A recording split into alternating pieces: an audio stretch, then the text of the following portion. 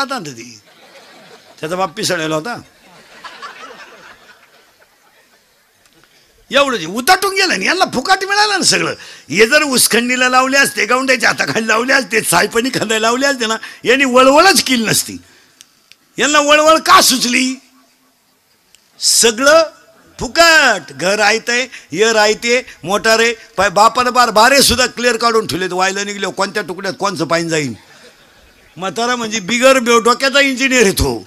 त्यानं बरोबर घरं सुद्धा 2 पोरांना 2 बांधून ठेवले, झक मारून ठेवले. आपण वरून त्या अवला दिला 70ची पल्सर आहे फिरायला, 10चा मोबाईल, 2-2.5 हजाराचा त्याच्या पायात बूट. वरून बापानं 100 द्यायची पेट्रोलला, हिनं द्यायची 100. इथं लई खोलीची.